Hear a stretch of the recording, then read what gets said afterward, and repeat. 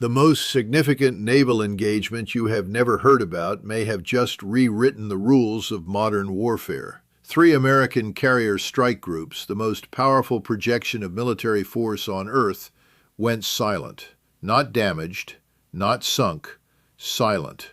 For 73 seconds, the United States Navy, the guardian of global sea lanes and the enforcer of American primacy, did not respond. What happened in those 73 seconds will haunt Pentagon war planners for a generation. Let me be clear.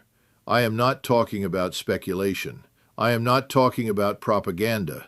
I am talking about a strategic reality that has been carefully concealed from public view because acknowledging it would force a complete reassessment of American naval doctrine, Middle Eastern power balances, and the entire architecture of deterrence that has kept the Persian Gulf under Western control for decades. 619 missiles. That is not a skirmish. That is not a warning shot. That is a calculated demonstration of capability designed to send a message that cannot be ignored. Iran, a nation that has been under sanctions for over 4 decades, a nation that Western analysts have consistently underestimated, launched a saturation attack against the most defended naval assets in human history. And for 73 seconds, those assets went dark. To understand what this means, you must first understand what an American carrier strike group represents. It is not just a ship.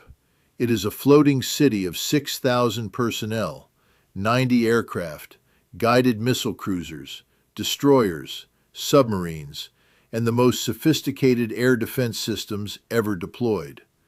One carrier strike group can project more firepower than most nations possess in their entire military inventory. 3 carrier strike groups together represent a concentration of power that has historically been untouchable. The United States Navy has ruled the oceans since the end of World War II. Carrier strike groups are the instruments of that rule. They enforce blockades, they launch air campaigns, they provide the visible symbol of American reach and American resolve. When Washington wants to send a message, it sends a carrier. When it wants to threaten, it sends 2. When it wants to prepare for war, it sends 3. And that is exactly what was happening in the Persian Gulf and the surrounding waters. 3 carrier strike groups were positioned in a posture that Iran could only interpret one way: preparation for strike operations, preparation for regime change, preparation for war. Tehran watched this buildup and made a decision that has changed everything. The missiles came in waves, not crude, unguided rockets, not outdated Soviet-era technology. These were precision-guided ballistic and cruise missiles, launched from mobile platforms scattered across Iranian territory, from hardened underground silos, from coastal batteries, and potentially from naval assets. The attack was coordinated, timed, and executed with a level of sophistication that revealed years of planning and preparation. 619 missiles. Think about that number. The United States Navy's Aegis Combat System, the backbone of carrier strike group air defense, is designed to track and engage multiple threats simultaneously. It is the most advanced integrated air defense network ever created. But it has limits. Every system has limits, and Iran found them. A saturation attack works on a simple principle. You do not need to destroy the target with the first missile. You need to overwhelm the defenses. You launch so many missiles from so many directions at so many different speeds and altitudes that the defensive systems cannot prioritize, cannot calculate, cannot respond fast enough. Some missiles are decoys. Some are designed to trigger radar and draw fire. Some are the real warheads. The defenders do not know which is which until it is too late. For 73 seconds, the carrier strike groups did not respond. Not with interceptors, not with electronic warfare, not with evasive maneuvers. 73 seconds is an eternity in modern naval combat.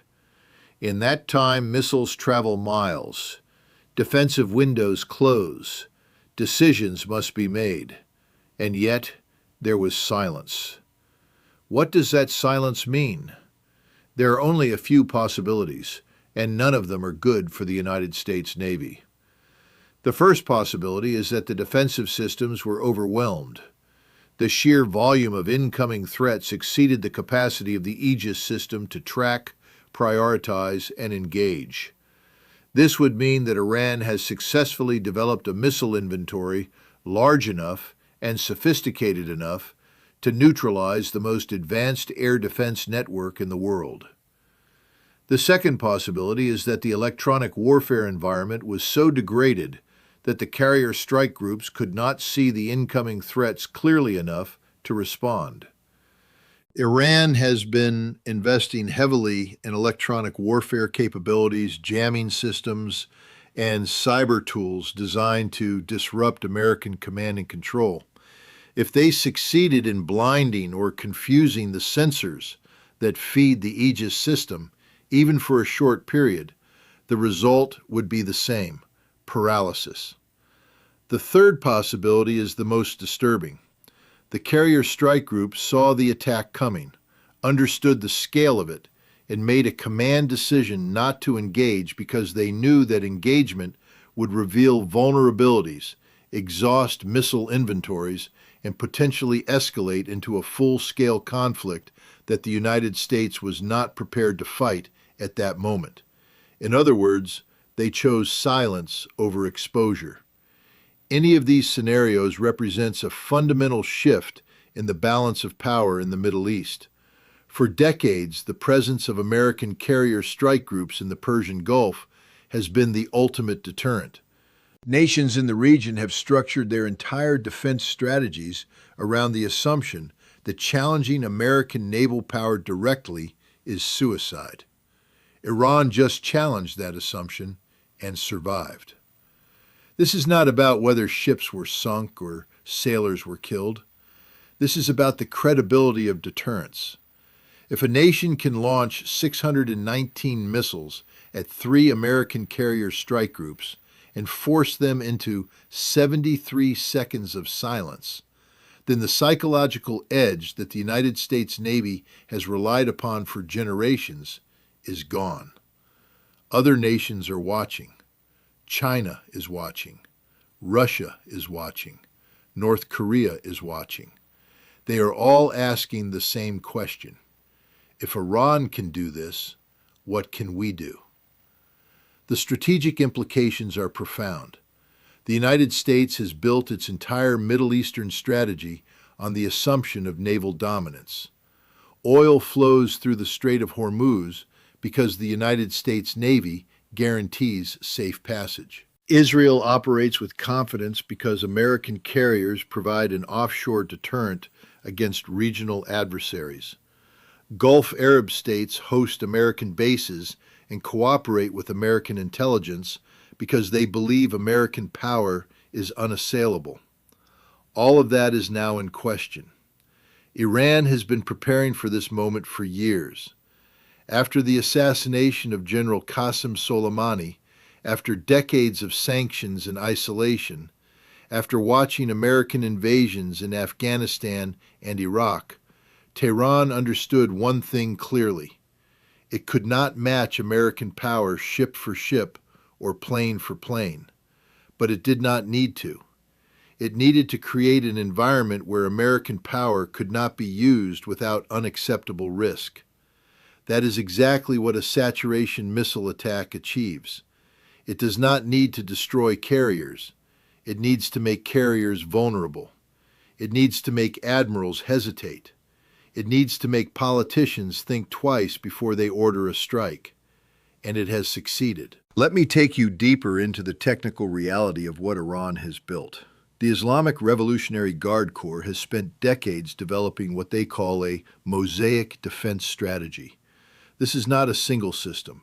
This is a layered, redundant, distributed network of offensive capabilities designed specifically to counter American naval power.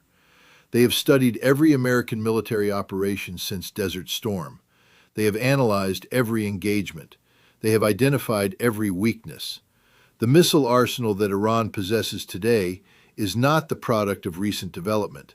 It is the culmination of a strategic program that began in the aftermath of the Iran-Iraq War, when Tehran realized that it could never compete conventionally with Western-backed regional powers. Instead of trying to build a navy that could challenge the United States at sea, Iran built a navy designed to make the sea unusable for American forces. The Fateh-class submarines, small and diesel-powered, are designed to operate in the shallow coastal waters of the Persian Gulf, where American nuclear submarines cannot follow. They carry torpedoes and mines, and their role is not to sink carriers in open combat.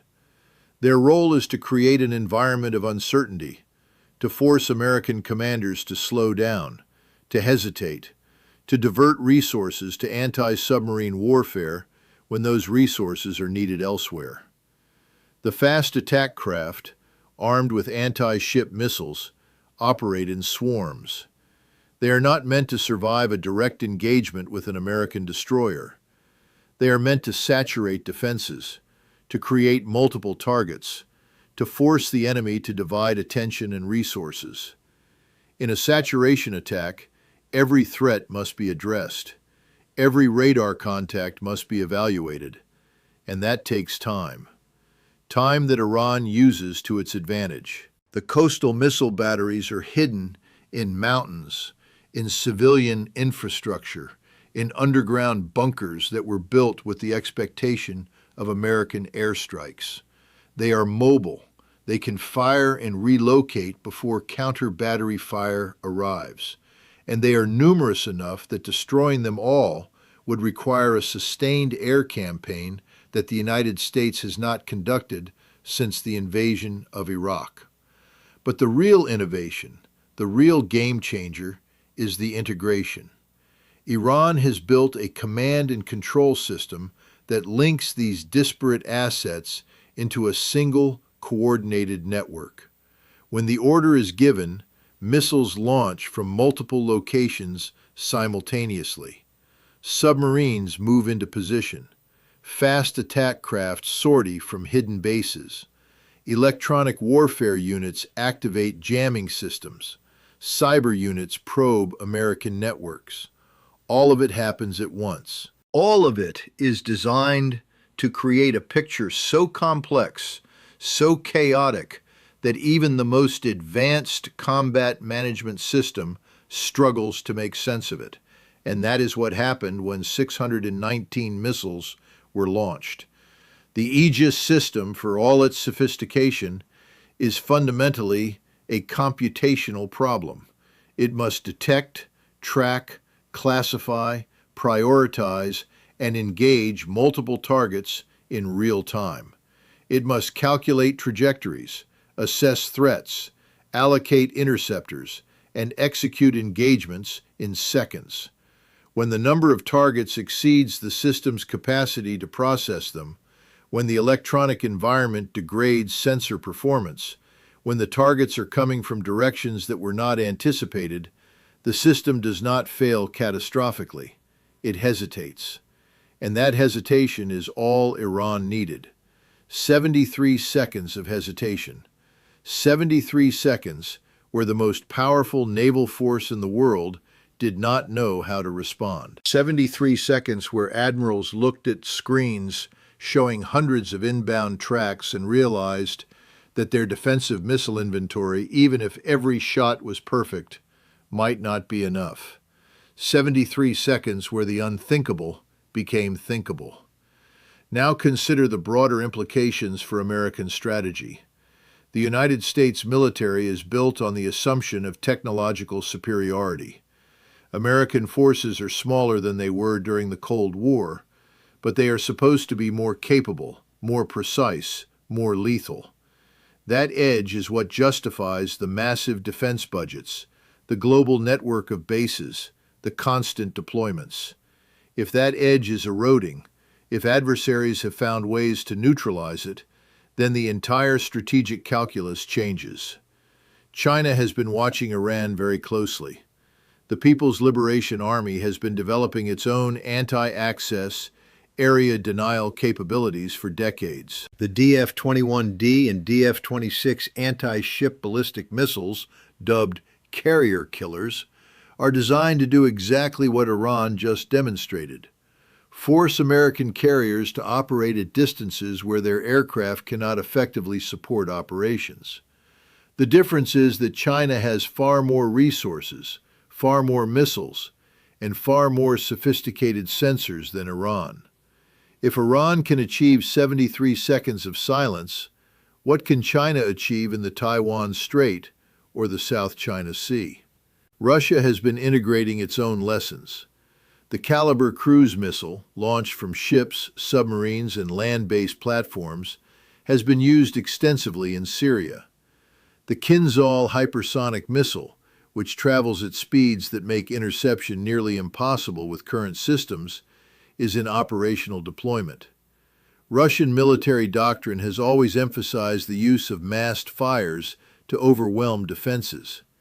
Iran just provided a live demonstration of why that doctrine works. North Korea, with its growing arsenal of ballistic missiles and its willingness to take risks that other nations avoid, is undoubtedly studying this incident. If a future conflict breaks out on the Korean Peninsula, American carrier strike groups would be central to any response. But if those carriers can be held at risk by massed missile attacks, then the entire operational plan must be reconsidered. The silence from Washington is not just about protecting operational security. It is about protecting credibility. Admitting that 3 carrier strike groups were momentarily paralyzed by an Iranian missile barrage would undermine alliances, embolden adversaries, and raise questions that the Pentagon does not want to answer. Questions about vulnerability, questions about readiness, questions about whether the massive investments in naval power over the past decades have produced a force that is optimized for the wrong kind of war. Because that is the fundamental problem. American carriers are designed to project power against nations that cannot shoot back effectively. They are extraordinary tools for conducting air campaigns against countries with limited air defenses, for providing close air support to ground forces, for showing the flag and conducting freedom of navigation operations. But in a high-intensity conflict against a peer or near-peer adversary with sophisticated anti-ship missiles, the calculus is very different. The cost-exchange ratio is staggering. A single aircraft carrier costs over $13 billion to build. The aircraft, the escorts, the support ships, the submarines, the personnel, the training, the maintenance, all of it adds up to an investment of tens of billions of dollars for a single strike group. A modern anti-ship missile costs at most a few $1,000,000. Iran can build or acquire hundreds of missiles for the cost of a single destroyer. In a saturation attack, the defender must achieve near-perfect interception rates to survive. The attacker only needs a few missiles to get through to achieve strategic effect. This is not a sustainable equation for the United States. And the leadership in Tehran knows it. They have built a strategy around exploiting this imbalance. They do not need to destroy the American Navy. They just need to make it too risky to use. And they are succeeding. Now let us talk about what happens next. Because this incident, regardless of how it is officially characterized, has set in motion a chain of events that will reshape the region. Iran has demonstrated capability and resolve. The United States must respond, but every option carries risk. If Washington chooses to launch retaliatory strikes against Iranian missile facilities, it will face the same challenge that has stymied military planners for years. Iran's missile infrastructure is vast, redundant, and deeply buried. Destroying it would require a sustained air campaign involving thousands of sorties. That campaign would give Iran time to respond, to escalate, to activate its network of proxies across the region: Hezbollah in Lebanon, Shia militias in Iraq, Houthi forces in Yemen. All of them could be activated, turning the entire Middle East into a battleground. If Washington chooses restraint, If it tries to downplay the incident and move on, it risks a perception of weakness.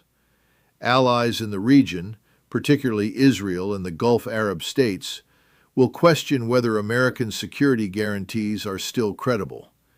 If the United States will not respond to a direct challenge against its most powerful military assets, what will it respond to? That question will drive those nations to reconsider their strategic options, possibly including accommodation with Iran, or independent development of capabilities that they previously relied on the United States to provide. There is another possibility that cannot be ignored. This incident might be a prelude to something larger. Iran might be testing American responses in preparation for a major operation. Or it might be sending a signal to other actors in the region that the rules have changed, that American power is no longer the ultimate arbiter, and that regional dynamics must be recalculated accordingly. The economic dimension of this cannot be overstated. Every tanker captain, every insurance underwriter, every energy trader in the world is now recalculating risk in the Persian Gulf. If Iran can threaten American carriers, it can certainly threaten commercial shipping. The Strait of Hormuz, through which 1/5 of global oil passes, is now a contested space in a way that it has not been for decades. That contestation will be priced into every barrel of oil, every cargo of liquefied natural gas, every shipping contract. The ripple effects will be global. Higher energy prices mean higher transportation costs. Higher transportation costs mean higher prices for goods. Higher prices mean inflationary pressure. Inflationary pressure means central banks must respond, and all of it traces back to a 73-second silence in the Persian Gulf. Let me address the psychological dimension of this event, because that is where the real impact lies. Military power is not just about hardware, it is about perception. It is about the belief that using force will achieve objectives without unacceptable cost. When that belief is shaken, the entire foundation of deterrence crumbles. American military dominance has rested on the perception that challenging the United States directly is futile. That perception has kept potential adversaries cautious, has kept allies confident, and has kept the global order relatively stable. But perception is fragile. It must be constantly reinforced through demonstrations of capability and will. When a nation like Iran can launch 619 missiles at American forces and create even a momentary sense of vulnerability, that perception begins to crack. Those cracks will widen. Other nations will probe. Other challenges will emerge. And the United States will find itself in a position where every response is scrutinized, every hesitation is interpreted, and every deployment is questioned. This is the reality of declining hegemony. It does not happen suddenly. It happens gradually, through a series of small humiliations and strategic setbacks that accumulate over time until the world wakes up one day and realizes that the rules have changed. The rules are changing. Iran has demonstrated that asymmetric warfare, pursued with patience and strategic clarity, can neutralize conventional superiority. That demonstration will inspire others. It will force the United States to confront a fundamental question. Can it afford to maintain a global military presence in an era where adversaries have developed affordable, effective methods to hold that presence at risk? And if it cannot, what does that mean for the architecture of alliances and commitments that has defined American foreign policy for 3/4 of a century? These are not comfortable questions. They do not have easy answers, but they must be asked, because 73 seconds of silence has revealed a truth that cannot be ignored. The era of unchallenged American military dominance is ending, not with a dramatic defeat, not with flaming wreckage and surrender ceremonies, but with hesitation, with uncertainty, with the slow realization that the world has changed and that strategies built for a different era may no longer be adequate. What comes next will define the trajectory of global power for decades.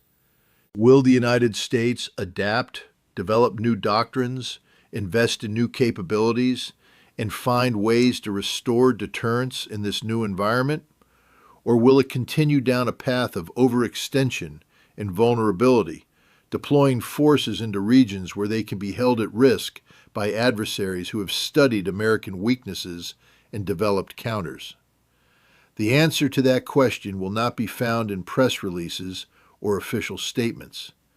It will be found in the decisions that are being made right now in the Pentagon, in the White House, in Tehran, in Beijing, in Moscow. Those decisions will shape the world that we live in, and the world is watching.